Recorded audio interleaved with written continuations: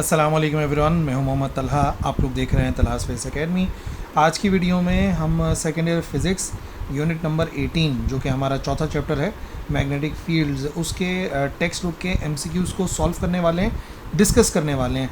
और जैसा कि आप जानते हैं, वीडियो का मकसद सिर्फ आपको सही आंसर बताना नहीं है, बल्कि आपको वो आंसर्स भी बताना है या वो कॉन्सेप्ट भी बताने हैं जो उन आंसर्स पे अप्लाई होते हैं, और इसके साथ साथ वो गलतियाँ जो बच्चे आमतौर पे इन एमसीक्यूज़ में करते हैं। तो चलिए शुरुआत करते हैं with our first question. If we reverse the direction of electric current, अगर हम इलेक्ट्रिक करंट की डायरेक्शन को रिवर्स कर दें, then the direction of magnetic field will be.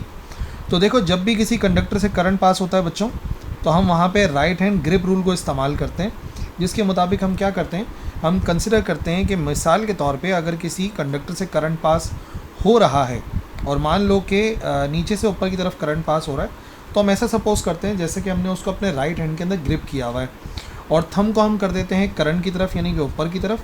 तो जो फिंगर्स होती हैं वो बताएंगी हमें डायरेक्शन ऑफ करंट, और जाहिर सी बात है वो डायरेक्शन ऑफ करंट हमें नज़र आएगा कुछ इस तरीके से।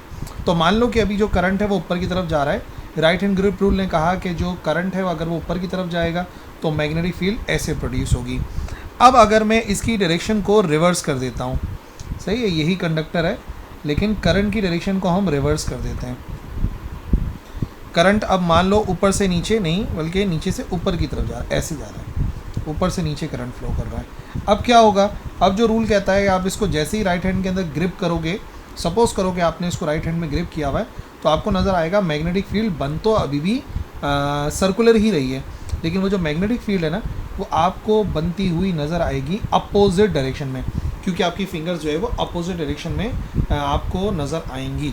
तो इसका मतलब ये कि अगर हम करंट की डायरेक्शन को चेंज करते हैं, रिवर्स करते हैं, तो इसका मतलब ये हुआ कि जो मैग्नेटिक फील्ड है उसकी डायरेक्शन भी रिवर्स हो जाती है। और बस बच्चे आमतौर पे जो है ना इसमें गलती ये करते हैं कि भाई मैग्नेटिक फील्ड की डायरेक्शन हमेशा सेम रहती है। वो सेम क्यों कहते हैं, क्योंकि वो कहते हैं सर्कुलर रहती है, लेकिन बच्चों सेम वाली बात गलत है। डायरेक्शन की बात हो रही है तो वो हो जाएगी रिवर्स। अगर क्लॉकवाइज है तो एंटी क्लॉकवाइज हो जाएगी, और अगर एंटी क्लॉकवाइज है तो क्लॉकवाइज हो जाएगी। Question number 2, the application of magnetic field is, इसमें से कौन सा ऐसा ऑप्शन है जिसमें मैग्नेटिक फील्ड अप्लाई की जा रही है। माइक्रोवेव अवन जो है ये काम करते हैं माइक्रोवेव्स के उसूल पर, ठीक है, रेजोनेंस के उसूल के ऊपर, जहाँ पर माइक्रोवेव्स पास होती हैं और वाटर के मॉलिक्यूल तेज़ी से वाइब्रेट करते हैं, तो इसमें मैग्नेटिक फील्ड का तो रिलेशन नहीं है। मैग्नेटिक लेविटेशन ट्रेन्स, यही करेक्ट आंसर है हमारा। मैग्नेटिक लेविटेशन ट्रेन्स क्या होती हैं, बड़े स्ट्रॉन्ग इलेक्ट्रोमैग्नेट्स लगाए जाते हैं, जिसकी वजह से जो ट्रेन है वो बेसिकली हवा के अंदर लेविटेट करती है और हवा के अंदर चलती है, जो कि हमने डिस्कस भी किया था इसके टॉपिक में। तो मैग्नेटिक फील्ड का जो ताल्लुक है वो मैग्नेटिक लेविटेशन ट्रेन से है। इलेक्ट्रोलिसिस का ताल्लुक मैग्नेटिक फील्ड से नहीं होता, उसका ताल्लुक इलेक्ट्रिसिटी से होता है, इलेक्ट्रो से आप समझ जाएंगे। और प्लांट फोटोसिंथेसिस का तो बिल्कुल भी मैग्नेटिक फील्ड से ताल्लुक नहीं है। आमतौर पर बच्चे माइक्रोवेव में गलती करते हैं, लेकिन याद रखना माइक्रोवेव के अंदर बिल्कुल मैग्नेटिक फील्ड डायरेक्टली तो अप्लाई नहीं हो रही, वहाँ पे सारा काम जो है वो माइक्रोवेव्स का है और रेजोनेंस का है। Question number 3, the equation F is equal to BIL can only be used. ये जो इक्वेशन आपको लिखी हुई नज़र आ रही है F is equal to BIL, उसको हम यूज़ कर सकते हैं सिर्फ और सिर्फ अगर मैग्नेटिक फील्ड और लेंथ ऑफ कंडक्टर और इलेक्ट्रिक करंट एक दूसरे से क्या हो। तो देखो, ये जो इक्वेशन है ना ये इनकम्प्लीट है। एक्चुअली फार्मूला होता है F is equal to BIL sine theta, जो असल में फार्मूला है वो है F is equal to BIL sine theta. अब ये B हो गई मैग्नेटिक फील्ड, I हो गया करंट, L हो गया लेंथ ऑफ कंडक्टर। अब ये कह रहे हैं कि यहाँ से साइन थीटा गायब हो गया। अच्छा, साइन थीटा गायब होने का मतलब साइन थीटा की वैल्यू 1 हो गई, और साइन थीटा की वैल्यू 1 तभी होती है जब एंगल बराबर होता है 90 डिग्रीज़ के। तो अगर मैं 90 डिग्रीज़ पुट करूँगा तो ये फार्मूला बनेगा BIL, और यहाँ पर आएगा बराबर साइन 90, और जैसा कि हम जानते हैं साइन 90 जो है वो बराबर होता है 1 के। इस वजह से जो जवाब आएगा वो आएगा F is equal to BIL। तो ऑप्शन ये बताते हैं कि क्या वो राइट एंगल पर होंगे, सेम डायरेक्शन में, एंटी पैरेलल या एंटी परपेंडिकुलर। तो करेक्ट आंसर ये है कि जब ये तीनों एक दूसरे के साथ 90 डिग्री एंगल बनाएंगे, स्पेशली मैग्नेटिक फील्ड और लेंथ ऑफ कंडक्टर, तो याद रखिएगा तभी ये इक्वेशन सही होती है। ठीक हो गई बात। Question number 4, the charge on a particle is doubled. मान लो एक पार्टिकल है, उसके ऊपर चार्ज को हमने डबल कर दिया है, दुगना कर दिया है, और वेलोसिटी को हमने कांस्टेंट रखा है। How then the magnetic force on the particle will be. तो मैग्नेटिक फोर्स जो होगी पार्टिकल के ऊपर वो क्या होगी। तो लॉरेंट्ज फोर्स का जो फॉर्मूला है F is equal to q v B sine theta होता है। अब यहाँ पर Q चार्ज को रिप्रेजेंट कर रहा है, V जाहिर कर रहा है वेलोसिटी को, B मैग्नेटिक फील्ड, और साइन थीटा आ गया। अब ये कह रहे हैं कि चार्ज को हमने डबल कर दिया। तो भाई यहाँ पर अगर आप चार्ज को डबल कर दोगे तो आपको क्लियरली नज़र आ रहा है कि अगर मान लो कि चार्ज को हम 2 गुना कर देते हैं, बाकी सब चीज़ें कांस्टेंट रहेंगी, तो चार्ज के डबल होने की वजह से याद रखना जो फोर्स है वो भी डबल हो जाएगी। सीधी सी लॉजिक है, जितना चार्ज उतनी फोर्स, जो चार्ज को डबल कर दिया तो फोर्स भी डबल हो जाएगी। तो करेक्ट आंसर हो जाएगा हमारे पास ए, डबल्ड। बाकी बच्चे अगर इसके अंदर कोई परेशान हो सकते हैं तो वो सेम की वजह से परेशान होते हैं, वो सोचते हैं भाई चार्ज पे डिपेंड नहीं करता, लेकिन अगर आपने फार्मूला अप्लाई कर दिया तो आंसर कभी भी गलत नहीं होगा। Question number 5, strength of magnetic field of solenoid can not be increased by. बच्चों ये थोड़ी सी करेक्शन है, कुछ बुक्स में मैंने देखा था यहाँ पे कैन बी इंक्रीज्ड बाय लिखा हुआ है, तो आपको इसको करेक्ट करना पड़ेगा। जो स्ट्रेंथ होती है मैग्नेटिक फील्ड की, सही क्वेश्चन ये है कि can not be increase by, किस तरीके से हम नहीं बढ़ा सकते।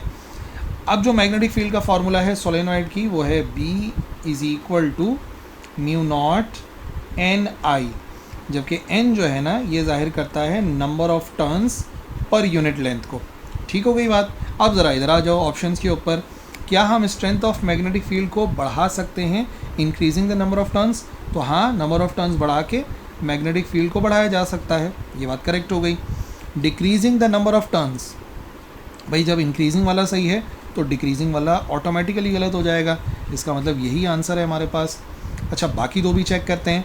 Increasing the current through the solenoid, तो भाई जब आप करंट को बढ़ाओगे तो मैग्नेटिक फील्ड भी बढ़ेगी, सीधा डायरेक्ट रिलेशन नज़र आ रहा है। Inserting a ferromagnetic core into the solenoid, solenoid की अगर परमिटिविटी बढ़ा देंगे आप, म्यू नॉट की वैल्यू बढ़ा देंगे, तब भी मैग्नेटिक फील्ड बढ़ जाएगी। इसका मतलब करेक्ट आंसर ये है कि सिर्फ नंबर ऑफ टर्न्स को डिक्रीज़ करने से आप मैग्नेटिक फील्ड को नहीं बढ़ा सकते, अदरवाइज बढ़ा सकते हैं। Question number 6, the magnetic field inside along solenoid is. Solenoid के अंदर जो मैग्नेटिक फील्ड होती है इक्वल टू 0 होती है, बिल्कुल ही गलत बात है। Decrease as we go from one centre to the surface, नहीं ऐसा नहीं है। Increasing as we go towards the surface. Correct answer ये है कि जो मैग्नेटिक फील्ड होती है इनसाइड अ सोलेनॉइड वो यूनिफॉर्म होती है। हाँ, अगर बात की जाए आउटसाइड द सोलेनॉइड, तो सोलेनॉइड के बाहर जो मैग्नेटिक फील्ड होती है बहुत वीक होती है, बट इनसाइड द सोलेनॉइड याद रखना बच्चों, magnetic field is uniform. Question number 7, the force between two current carrying conductors arises due to. देखो, जब भी दो करंट कैरिंग कंडक्टर्स होते हैं तो उनके दरमियान में एक फोर्स अराइज हो जाती है, पैदा हो जाती है। वो किस वजह से होती है? Due to magnetic effect of current, polarisation, electromagnetic induction या इलेक्ट्रोस्टैटिक इंटरेक्शन। अब देखो, कॉन्सेप्ट ये कहता है कि अगर दो जो है वो कंडक्टर्स हैं जिसमें से करंट पास हो रहा है, और मान लो कि करंट पास हो रहा है सेम डायरेक्शन में, तो याद रखना अगर पास हो रहा है करंट सेम डायरेक्शन में तो वो तार एक दूसरे को अट्रैक्ट करते हैं। मान लो इस कंडक्टर से करंट पास हो रहा है ऊपर की तरफ और दूसरे कंडक्टर से भी करंट पास हो रहा है ऊपर की तरफ, तो याद रखना सेम डायरेक्शन वाले एक दूसरे को अट्रैक्ट करते हैं, पहली बात ये याद रखनी है। और अगर डिफरेंट डायरेक्शन के अंदर मूव कर रहे हैं, ऑपोजिट डायरेक्शन के अंदर मूव कर रहे हैं, तो ऑपोजिट डायरेक्शन में वो एक दूसरे को रिपेल करते हुए नज़र आते हैं। यानी समझ लो, अगर एक तार से करंट ऊपर की तरफ जा रहा है और दूसरे तार से करंट जो है वो नीचे की तरफ जा रहा है, तो अपोजिट डायरेक्शन में करंट है तो ये एक दूसरे को रिपेल करते हैं। और ऐसा क्यों होता है? ऐसा होता है इनकी इंटरैक्टिंग मैग्नेटिक फील्ड की वजह से। भाई इसकी मैग्नेटिक फील्ड भी इस तरह से काम करेगी, इसकी मैग्नेटिक फील्ड भी इसी तरह से काम करेगी, और ये दोनों एक दूसरे को अट्रैक्ट करेंगे, ठीक है। जबकि यहाँ पर क्या होगा, यहाँ पर अगर हम राइट हैंड रूल इस्तेमाल करें तो यहाँ पर मैग्नेटिक फील्ड ऐसे प्रोड्यूस हो रही है और यहाँ पर मैग्नेटिक फील्ड उसके अपोजिट डायरेक्शन में प्रोड्यूस हो रही है। अब इस वजह से ये एक दूसरे को रिपेल करते हैं, तो ऐसा होता है due to magnetic effect of current.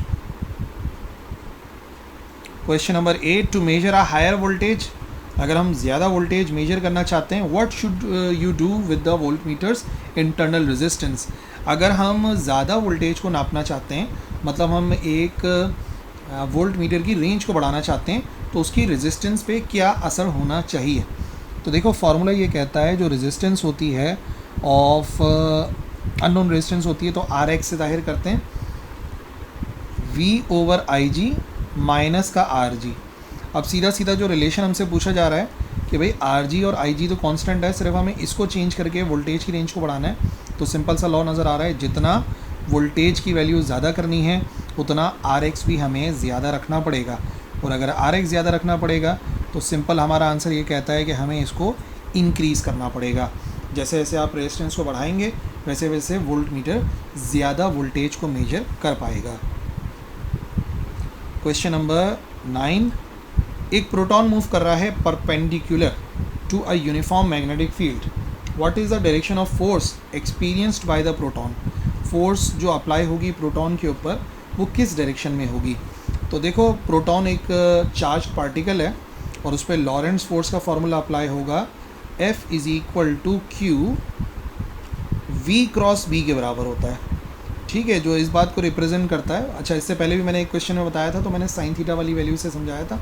अब यहाँ पर बात क्या है, बड़ी सिंपल सी, वो ये है कि ये जो फोर्स होती है वो हमेशा वेलोसिटी और मैग्नेटिक फील्ड के 90 डिग्री पे काम करती है, परपेंडिकुलर काम करती है। ठीक है, वेक्टर क्वांटिटी और क्रॉस प्रोडक्ट लिया जा रहा है।